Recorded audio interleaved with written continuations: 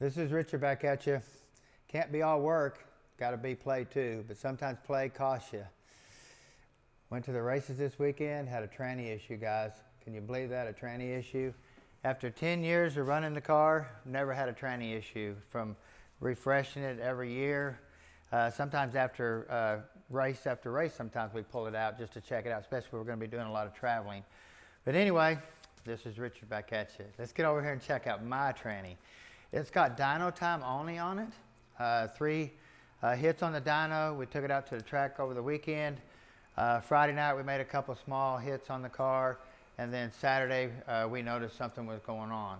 We thought that we were spinning at the track, but the drive shaft sensor in the computer we were watching it was steady. It didn't have spikes or anything like that to show that the back tires were spinning. So on the second pass when we got back, we definitely knew something was wrong, so we went and watched a few races, and then when I went to move the car to put it in the trailer, I had no reverse and I had no park, and plus my shifter doesn't want to move out of low and into high range. It didn't want to go back to neutral or reverse or park. It's just stuck. So the lever doesn't want to move at all. When we took the pan off, and I'm not sure if I showed it in that other video, did I? I don't remember. I've made so many videos, but we took the pan off, and there's just chunks in the pan that were really shocked that's even in the pan. So, definitely concerned. Yeah, definitely concerned. See if this will. Well, that ain't gonna get that off. So let me go find my air real quick. We'll just use air.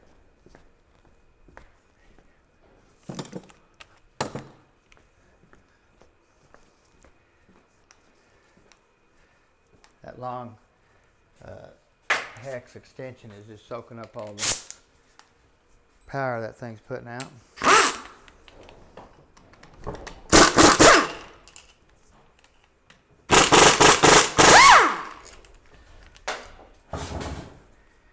Definitely tight.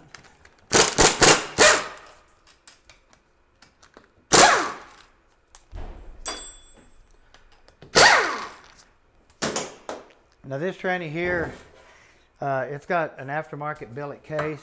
It's like a scatter shield. It's got an aftermarket billet tail housing with a roller bearing inside instead of a bushing. Oh, look at the metal. Oh, yeah, that's not good. I'm totally shocked that that's in Ouch. there. I've never seen that in my tranny at all. No. At all, have we, Teresa? No, because every race you pull it out and go through it. We do. Every race We're really after we get done. surprised. So yeah, that shocks me. Now, this is the rear case support. You can have aluminum ones. You can have the steel. We just used the factory one with the wide bushing. We actually put a case bushing in here, which is a lot wider than the factory bushing that goes into the support. Have our O-ring for our tail housing to case. Also, we have this metal shield right here. Anytime you have a aftermarket case, there's a hole right in here you have to plug, and this plate right here plugs it because there's no hole there. You still use the factory gasket.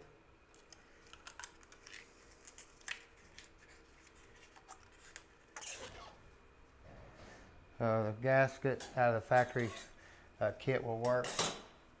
So this does have a billet output shaft and planetary assembly in it. Just markings, no spline twisting or anything there. Hallelujah. Hallelujah. Hey, we had a good time out there. We haven't been up past 12 for how long, Richard? A long time. Long time. But when you got everybody out there, and it's one big family. It is. This is what we call a trans brake solenoid. When you push the trans brake on and locks it into forward and reverse, and the car won't move, and you let go of the button, this releases and the car takes off. The back of the clutch and the back of the case is where it comes on and off. So we're going to look at our band adjustment here and see if something happened to the band, if the band broke. We're just going to knock that loose. Kind of hold it and then see how many turns in. 1, 2, 3. Well, that old band feels good. That's terrible. Terrible good, terrible bad.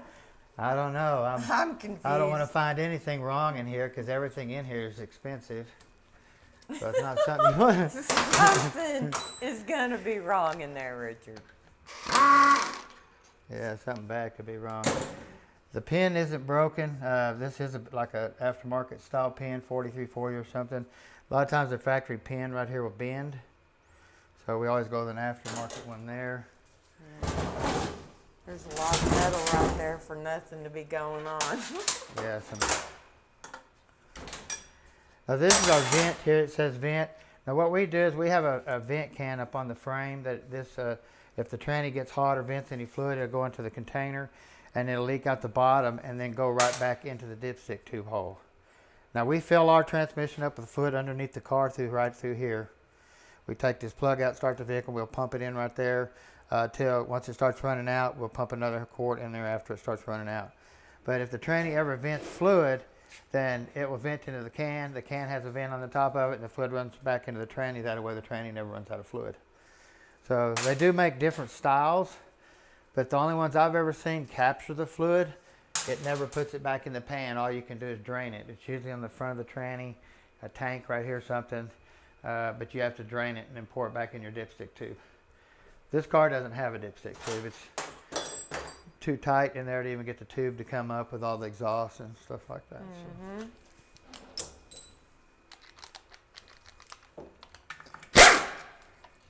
So. And we do have a aftermarket billet servo cover, and we still put the washers on it too to give it some more support, make the support farther. If you're running a stock cover, you definitely want to put some washers on there. That way the washers grab through here a little deeper into the cover.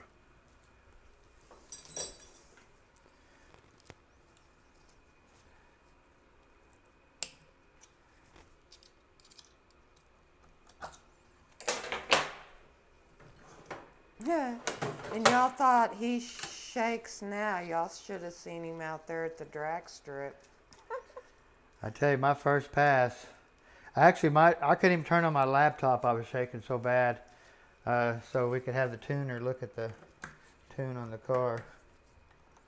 I'll try to get that out of there with these. I don't think I can. I didn't want to run over and grab a pair of pliers. But I'm going to have to. Take but a second.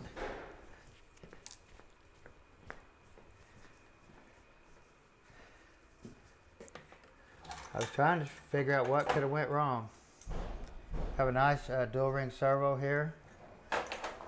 No metal in there or anything. The board looks really nice still.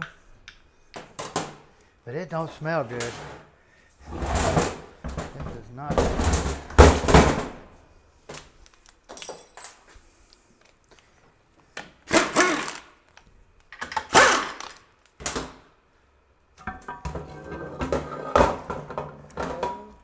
Oh, goodness. You can actually hear those rolling. Yeah. That's not good. That's what I was saying. That's not good at all. Oh, and you got this stuff right here. Yeah.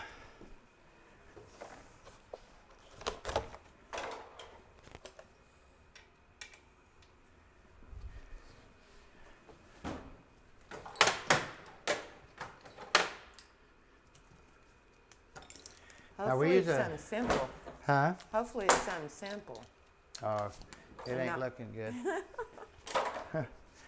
Now, if you notice, we have a Chrysler filter in here. 727, 3-speed style filter. Oh, yeah. That don't look good at all. That's sad looking. It is. Mm-hmm. It didn't look like that just a minute ago. Our filter adapter there to get the filter closer to the pan. Now this is a FTI quick release billet valve body.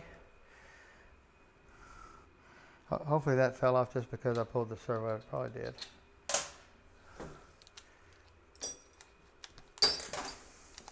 These are really nice valve bodies. These are actually the quickest release valve bodies on the planet. I did some research on them, and they claim that they're the fastest ones out there. So, and we already pulled the manual valve alignment bracket off. If you notice, it's gone. It's pretty.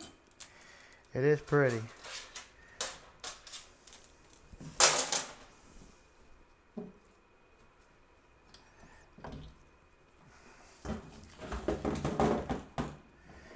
All of our valves are stuck. This is my manual valve here. You really don't want to force anything. Even our trans brake valve is, it's got so much fine metal and stuff in here, I really don't want to force anything. But boy, I wonder why it did that. Our shifter wouldn't move because there's so much metal inside the valve body, and you don't want to drag your valve out because then it could just put grooves in between land areas where you don't want fluid Well, to I mean, look at it all cross right over. here. Man, I'm Hurry up blown. and get that pump out. Let's see what happened.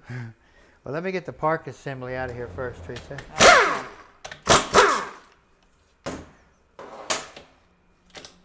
And out of there. You can see our drain where we drain the fluid back in the pan from the vent. And our other bank strut here. Let's leave it in there.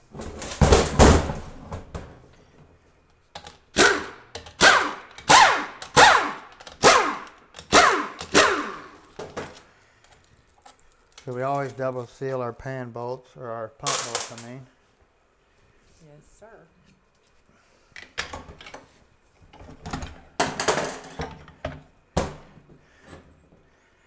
So this tranny has 0 runs on it. It looks new there on the sealing ring. Let's look at our pump again.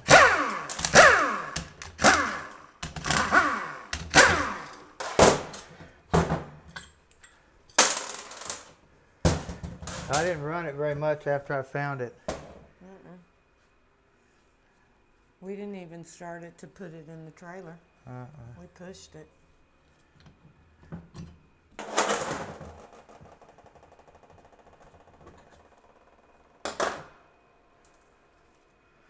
The body still looks good.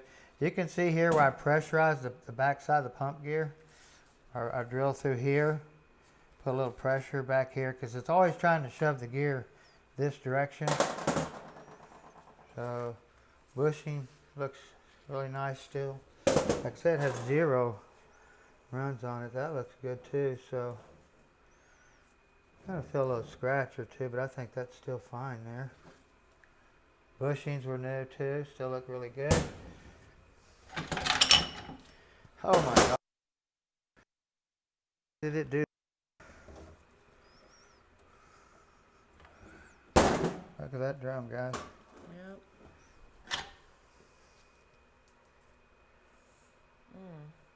Why would it take out that band like that?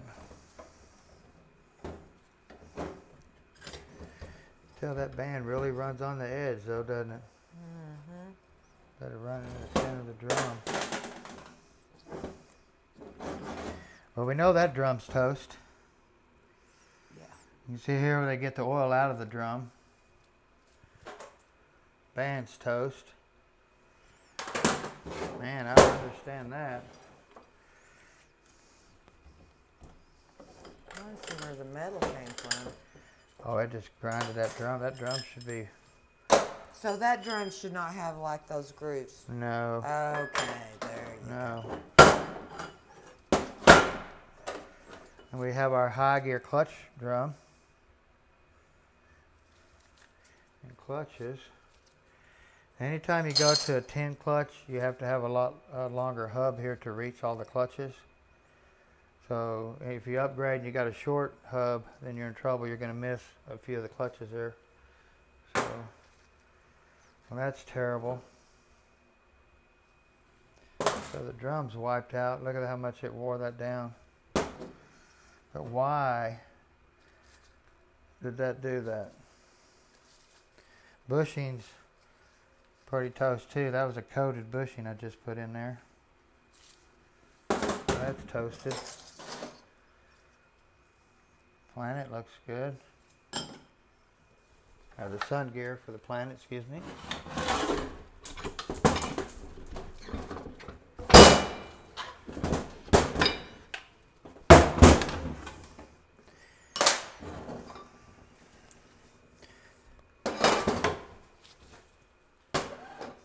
This is something you don't want to have damaged. This rear planetary assembly. Bearing is right here. Still looks good. The load washer down in there for your input shaft. You can see that washer down in there. It's still good. So Wow. It does stink. Whew. you know, I really don't know what happened here, guys, truthfully. I really don't know what happened, why it did it. You know, we're not overloading anything that I can think of. We've had a lot more pressure on the tranny than this.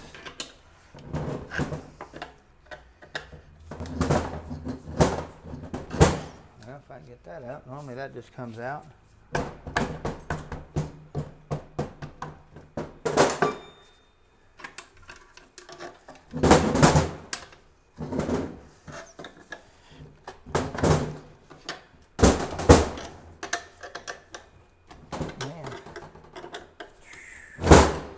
Huh. Don't know why that ain't coming out real easy.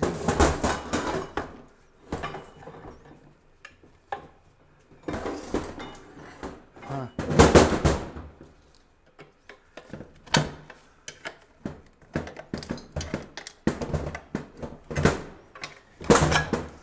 There we go. Now this is a shield in there to keep anything from blowing through the case. If the planetary explodes, the drum explodes, or anything like that, it keeps it coming through the case and through the floorboard of the car and hurting you. A lot of these guys don't run shields anymore. The tranny's pretty much inside the car, so. Still don't understand why, what, and how come.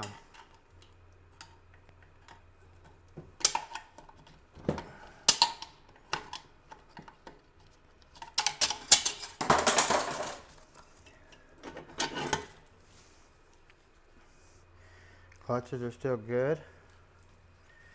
I say we used, to get this clearances right, you know, this is a 350 clutch. These are 4L60E clutches, and this is a Powerglide clutch. So there's different thicknesses, same clutch, just different thicknesses. So it still looks good there even. So man, I don't have a clue what's going on here. Except buy another drum, put another new band in it, go through everything. Maybe, you know, maybe the converter starts making trash or something like that. I mean, that's just a lot of metal. You know, the lining, of course, a lot of it's totally gone on the band. I mean, there's just nothing here, so I'm assuming all of that's in the pan, all the metal grooving stuff here, because this drum was perfectly like brand new. And it is white plumb out. Well, guys, when you play, sometimes you got to pay, huh, Teresa? It never fails. It's a never-ending deal sometimes. But Yeah, I don't got a monkey. It's a silverback. No, we work for everything we do, for sure. We sure do. We sure do. Hard. Well, guys, we appreciate you watching. Push that notification bell and subscribe and all that neat stuff. We want to thank Teresa for recording, and we'll get this back together and get the Dirty Bird back out there. So, y'all, have a great day.